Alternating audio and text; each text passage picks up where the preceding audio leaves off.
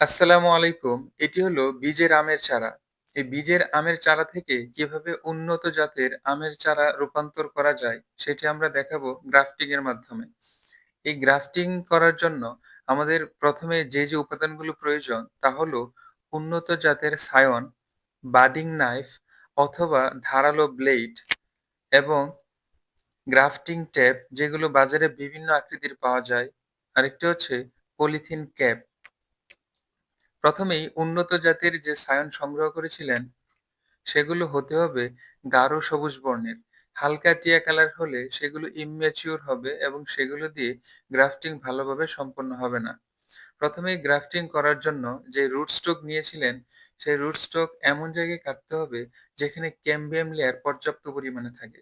এটি কিভাবে বুঝবেন? এটি সাধারণত ৬ মাস থেকে ১ বছর বয়সী যে গাছগুলো রয়েছে সেটিতে ক্যাম্বিয়াম লেয়ার ভালো থাকে। কারণ বয়স যদি না জানেন তাহলে গাছের যে অংশে কালচে খয়েরি রঙের ধারণ করে সেখানে কাটলেই ভালো ফলাফল পাবেন। এখন যে সায়নটি নিয়েছিলেন সেটি এমনভাবে ধারালো ব্লেড অথবা বাডিং নাইফ দিয়ে কাটবেন যেন ভি আকৃতির রূপ লাভ করে। এটি সাধারণত ১ থেকে ১.৫ ইঞ্চি পরিমাণ কেটে নিতে হয়।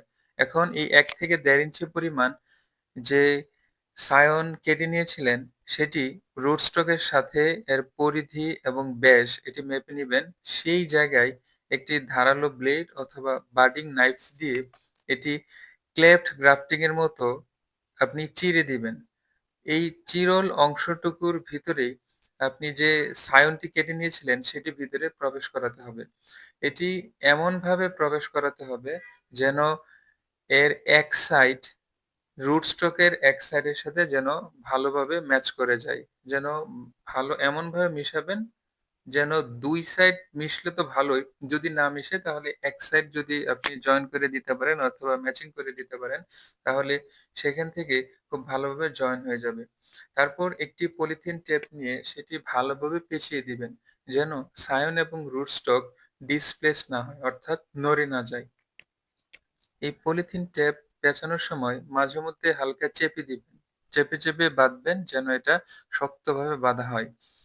তারপর আরেকটি পলিথিন টেপ নিয়ে যে সায়নটি ছিল সেটিও পেঁচিয়ে দিবেন যেন সায়নের ভিতরের পানি বাষ্পাকারে বাইরে চলে যেতে না পারে। যদি বাষ্পাকারে বাইরে চলে যায় তাহলে এই যে সায়নটি জয়েন হওয়ার কথা সেটি শুকিয়ে এবং মারা যাবে। এভাবে আপনি একটি গ্রাফটিং করতে পারেন। এখন চাইলে আপনি সাইড দিয়েও গ্রাফটিং করতে পারেন। সেজন্য কিছু পরিমাণ বাকল কেটে নিবেন। ১ থেকে ১.৫ ইঞ্চি পরিমাণ বাকল কেটে নিবেন এবং সেই কেটে নেওয়া বাকলের অংশে আপনি যে সায়নটি কেটে নিয়েছিলেন, সেই সায়নটি এখানে ভালোভাবে বসিয়ে দিবেন। এমনভাবে বসাবেন যেন সায়নের এক পাশ রুট স্টকের এক পাশের সাথে ভালোভাবে জয়েন হয়। অর্থাৎ ভালোভাবে মিশে যায়। যদি ২ পাশ মিলাতে পারেন তাহলে তো ভালো হয়। আরো ভালো রেজাল্ট আসবে। কিন্তু ২ সাইড যদি না মিলাতে পারেন তাহলে অন্তত যেন ১ সাইড মিলা মিলানো যায় এমনভাবে বসাবেন। তাহলে ফ্রুট স্টক এবং সায়নের ক্যাম্বিয়াম লেয়ার গুলো ভালোভাবে জয়েন হয়ে যাবে। তারপর পূর্বের মতো দেখানো পদ্ধতিতে যে সায়ন ছিল সেটিও পলিথিন টেপ দিয়ে ভালোভাবে পেঁচিয়ে দিবেন। যেন এর ভিতরের পানি বাষ্পাগারে বের হতে না পারে।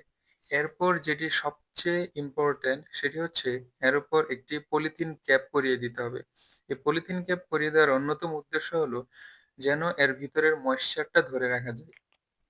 অর্থাৎ এটি অনেকটা গ্রিন হাউসের মতো কাজ করবে। ভিতরের বাতাস এবং বাষ্প বাইরে বের হতে পারবে না এবং বাহিরে বৃষ্টির পানি ভিতরে প্রবেশ করতে পারবে না। ফলে যে সায়ন এবং রুটস্টকের যে জয়েন অংশে সেখানে ফাঙ্গাল ইনফেকশন থেকে রক্ষা পাবে। এভাবে ২ সপ্তাহ বা ২০ দিন রেখে দিলে এখান থেকে সায়ন এবং রুটস্টক জয়েন হয়ে পূর্ণাঙ্গ গাছে পরিণত হবে। ধন্যবাদ সকলকে।